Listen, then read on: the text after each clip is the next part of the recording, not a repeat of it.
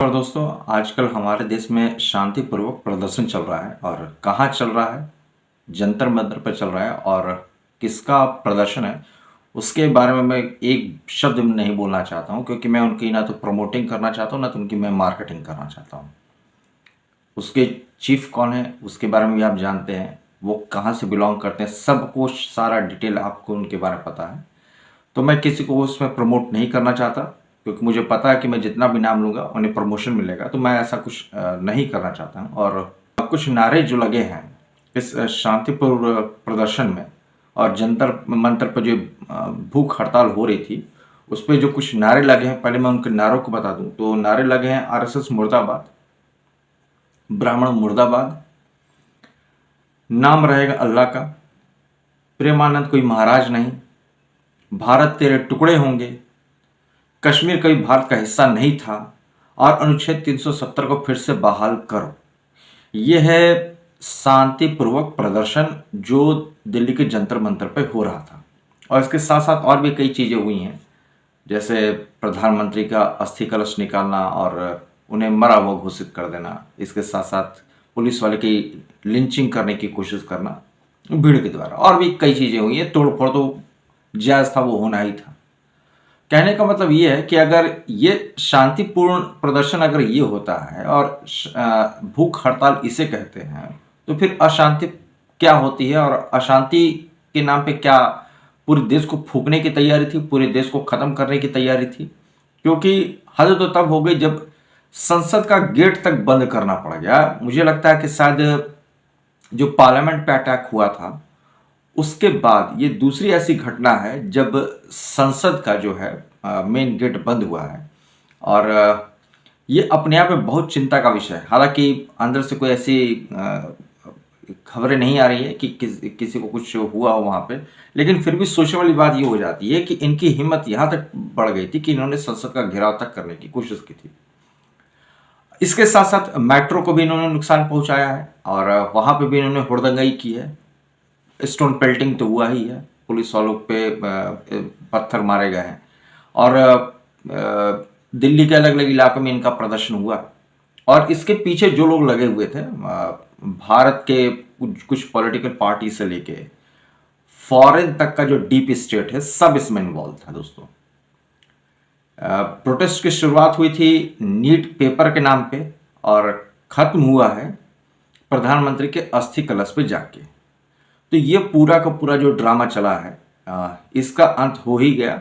और जो वो एक पहाड़ी इंसान है, उसने जो भूख हड़ताल की थी, उसको भी हॉस्पिटलाइज किया गया, उसको भी एडमिट किया गया है।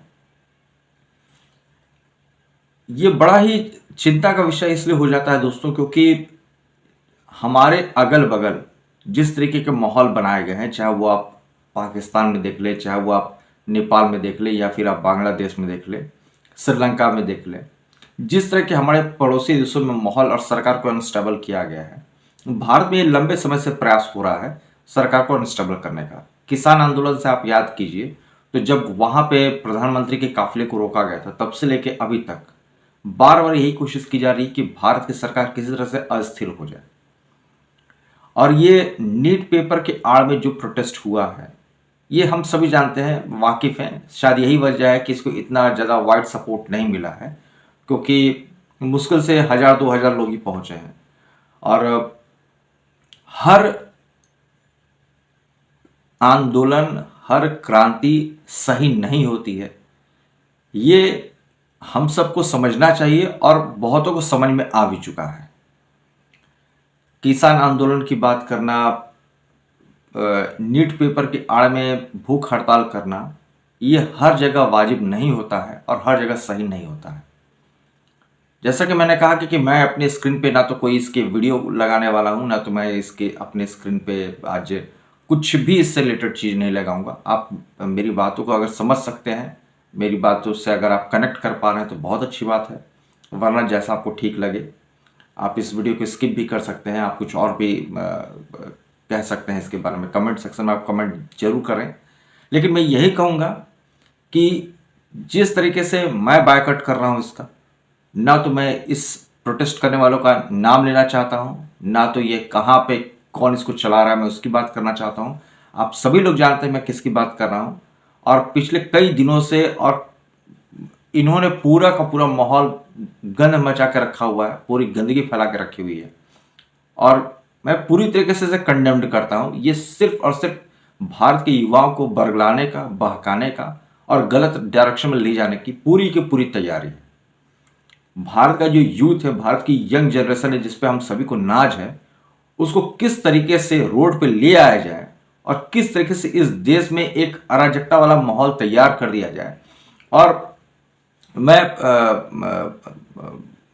पुलिस वालों की जो सहनशीलता है उसकी मैं प्रशंसा करूंगा।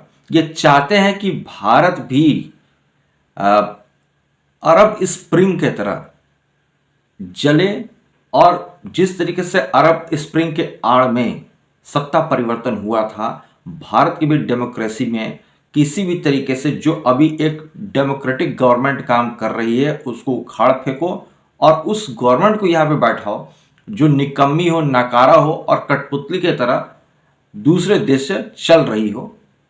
वो भी आप जानते हैं कि कौन ऐसा चाहता है और किस लिए चाहता है।